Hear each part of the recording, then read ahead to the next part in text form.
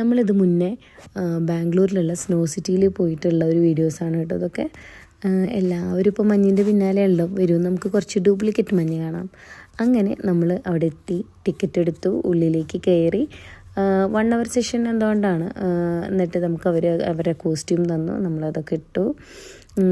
എന്നിട്ട് ഇതിൻ്റെ ടൈം ആയപ്പോൾ ഇത്ര പേര് അറ്റ് എ ടൈം എന്നുള്ള രീതിയിലാണ്. അപ്പം അതിനനുസരിച്ചിട്ട് നമ്മൾ അതിൻ്റെ ഉള്ളിലേക്ക് കവാടം തുറന്ന് അകത്തേക്ക് കയറി. പിന്നെ അങ്ങോട്ടും ഇങ്ങോട്ടും പലവരും ഇത് എടുത്തെറിയുന്ന ഒരു സിറ്റുവേഷനായിരുന്നു. നമ്മൾ അങ്ങോട്ടും ഇങ്ങോട്ടും എറിഞ്ഞില്ല, കാരണം ഇത് തനി ഐസ് ഗ്രേറ്റ് ചെയ്തിട്ട പോലെയാണ് നമുക്ക് ഫീൽ ചെയ്തത്. കുട്ടികൾക്ക് എന്താ പറയുക, അത് അറിയില്ലല്ലോ, അപ്പം നമ്മളത് എറിയണ്ട, ഇത് നല്ലതാവില്ല എന്നുള്ളത് പറഞ്ഞിട്ട് മാറ്റി നിർത്തി. പിന്നെ കുട്ടികൾക്കത് ഇഷ്ടപ്പെടും, കാരണം അതിൻ്റെ ഉള്ളിൽ കുറേ റൈഡും സാധനങ്ങളും ഒക്കെ ഉണ്ട്.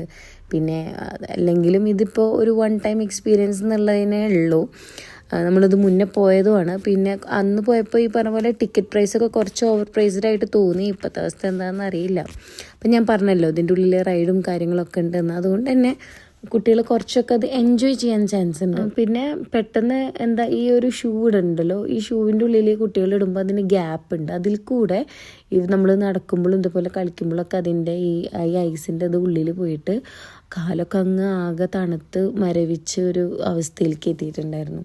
അപ്പോൾ കുറച്ചൊക്കെ കണ്ട് കഴിഞ്ഞപ്പോൾ നമുക്ക് ആ ഒരു തളപ്പ് കഴിഞ്ഞപ്പോൾ ഞങ്ങൾ മാറി ഒരു മൂലക്കിൽ ഇതേപോലെ രണ്ടിനെ എടുത്ത് നിൽക്കാൻ തുടങ്ങി. കാരണം ഭയങ്കര തണവും, ടിക്കറ്റ് എടുത്ത് ഇതിൻ്റെ ഉള്ളിൽ കയറും ചെയ്തു.